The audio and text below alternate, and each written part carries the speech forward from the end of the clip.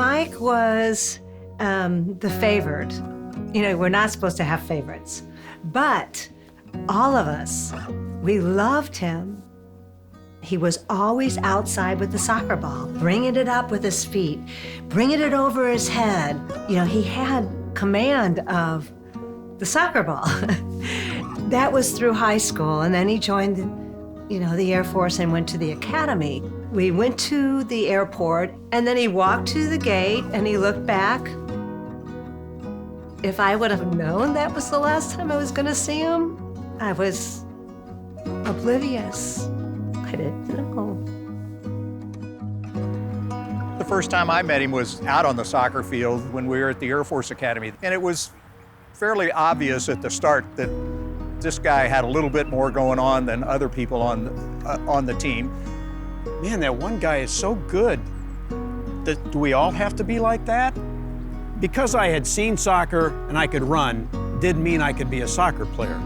And I recall being pulled aside a couple of times. Finally, Mike said, you kick the ball really wrong. You just kick wrong. You see that bone right there? Why don't you try kicking with that? Finally, one day, Mike came back. We were just talking. Hey, looks like you're getting it. Yep, looks like you're getting it. Michael was killed on May 11th of 1972.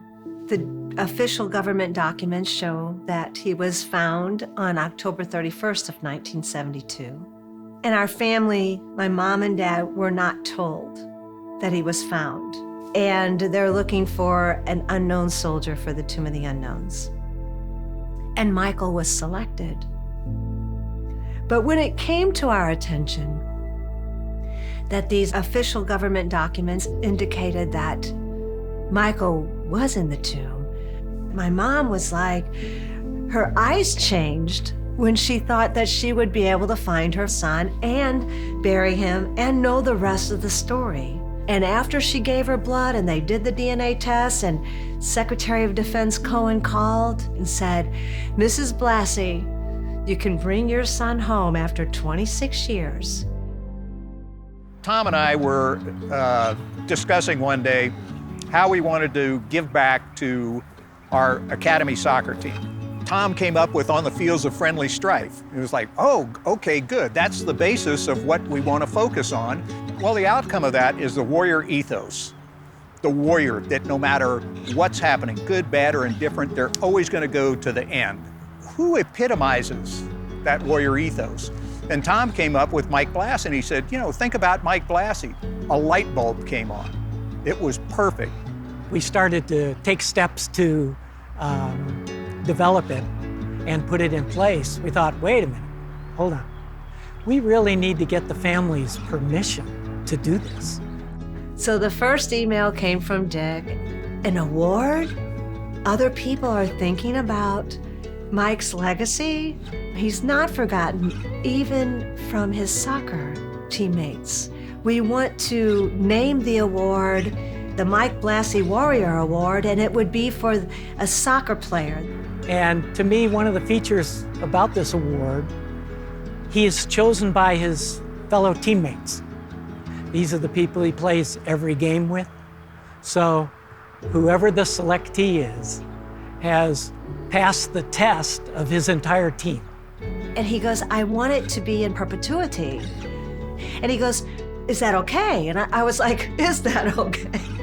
Oh my gosh. And of course, I was really proud that he wanted the family's opinion, but they are very excited of the thought that there is another avenue to remember not just Michael, but others.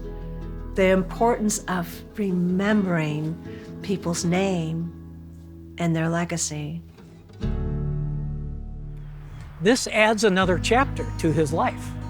Now his legacy goes on into the future. And players who will never know Mike will know him through this award and why they're receiving it.